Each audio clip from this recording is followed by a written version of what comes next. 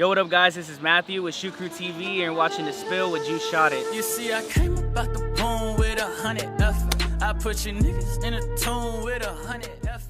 All right, so basically what Shoe Crew TV is that, we're basically content creators. We like to go out and we like to, go to sneaker shops, go to events, meet people, that we feel that are interesting, that can share their story, share what they like to do with us. Last year, 2017, I saw a lot of YouTube channels that I feel like, weren't pushing the culture forward, weren't doing the right things for the culture. They were just kind of putting themselves on and all about themselves. So I want to create something that, is for the culture, about the culture, and really give people a kind of I would say like a network in a way to kind of check on what's going on in the city.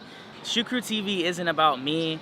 It's not about my partner Matt. It's about the people, and that's, I think, is the most important thing.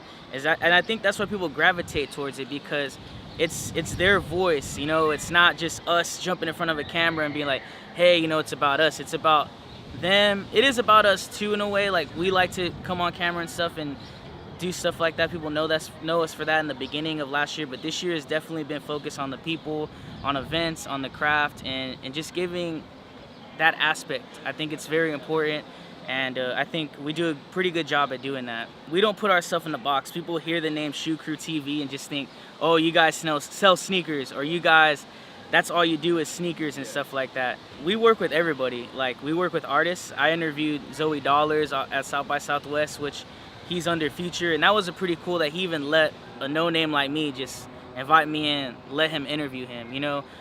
We interview like artists and stuff like that, and I interviewed someone that had like a toy collection, and that was really dope. And I think that there's no boundary to what we do. You can be like a baseball card collector, or you can be a person that cooks a certain type of food. We just want to broadcast things to people that are very interesting, because at the end of the day, people are very interesting. I think the hardest thing is building your brand and being credible and letting people know that you're like not just this random YouTuber or whatever. I mean, I don't want to knock people for that, but I think you're messing with a lot of adult people that have a business, that have an overhead, that have employees. And yeah, I definitely want to be able to come in and film an event for someone.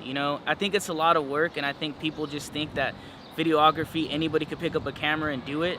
And I think that's where people are wrong, because there's certain people that are really good with the camera. There's certain people that are really good with the editing skills, and they need to know that, there's a lot of work that goes into it, and I do want to be able to offer businesses, hey man, let us do a 3-minute, 4-minute video on you. Just compensate us. Let us do your event, compensate us. So that's definitely where we want to go.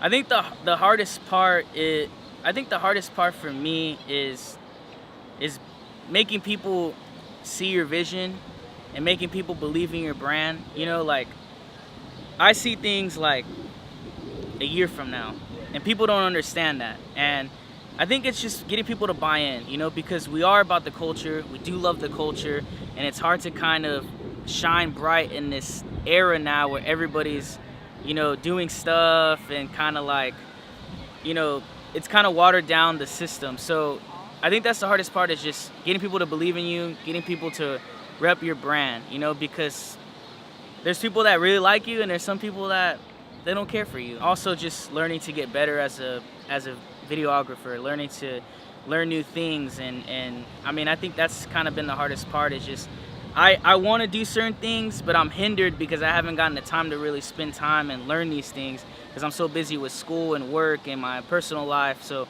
I'm running like 4 or 5 things at the same time, but still being able to put out a great product. It's definitely challenging, and just keeping the people happy. I think people, they want great content, and to say they don't want great content's a lie. They want something great that they can go back and be like, yo, that was dope. And that's what we're about, so it's kind of been a challenge, just gaining followers, getting people to buy in, and then also just trying to run my personal life, everything going around, and keeping everybody happy. I think it's a circus at times, but I love it, and this is what I like to do. So it's definitely paid off in a year. I've challenged myself to, hey, where I want to be in a year, and I think it's like dope, to have nothing and to have 1,000 followers a year later on Instagram, or have like 700 a year later, and to see like people have bought in. So it's definitely pretty dope. I put a lot of work, man. Like, I mean, as far as like the work I put in, like I'll sit there on a Monday and just cut out the whole video, cut up the sound bites, put it together, and then probably finish that video in a day, you know, and then I'll do my schoolwork throughout the week and still be able to study, or still be able to do, like, I was like in another class where I would do videos for that class. So I would do like 3 videos or 2 videos in a day, or like, you know, it's hard. I mean, people don't see that, but if you want it bad enough, you're gonna sacrifice. There's times where like I don't spend time with, you know, my family, or I'm never home, or I don't spend time with my significant other because I'm grinding, and like sometimes they don't understand that. They think like, oh, what is this for, you know? But then they start seeing the bigger picture. Like, damn, like I'll go down the street and people like, yo, bro, I saw your video. Like that makes me happy, and I tell them like, yo, thank you for watching it. Like I kindly heartedly thank you because I really appreciate it. My goals for Shoot Crew TV is just to keep putting out that dope content, and for people to realize we're here and we're gonna give them weekly content. You know I haven't put out any content recently because I'm just haven't been able to get to a computer to edit, but just keep putting out dope content, keep putting people on, keep giving people an outlet, doing what we do best, you know, keep growing the brand. So, you know, and just finish school. I know that's not part of Shoot Crew TV, but finishing school for me is very important, and having that underneath my belt. So that's where my focus is right now. All right, so what we got coming up next? We're definitely gonna be heading up more events. You can catch us at probably Kicks and Cuts. You can catch us at Sneaker Summit, and maybe any future sneaker events. If you guys haven't checked us out yet, go check us out on YouTube, Shoot Crew TV. We put out content weekly when we do start rolling again. Every Friday, check us out. And I appreciate everybody that watched this interview. Go subscribe to my boy, man. He's putting out dope content, and subscribe to us and just show love, man. You know, San Antonio, Austin, Houston, Dallas, Texas in general. We're up next. The Rio Grande Valley too. I don't forget about those guys down there. You know, we're up next, man. And if you want to chase your dreams, you can definitely do it. I mean, my path is still going right now, but like, you know, man, just shout out to everybody that's been rocking with us. Shout out to my man that interviewed us today, man. Peace, and God bless, and we'll see you on the next video, man. I came about the boom with 100 effort. I put you niggas in a tune with 100 effort.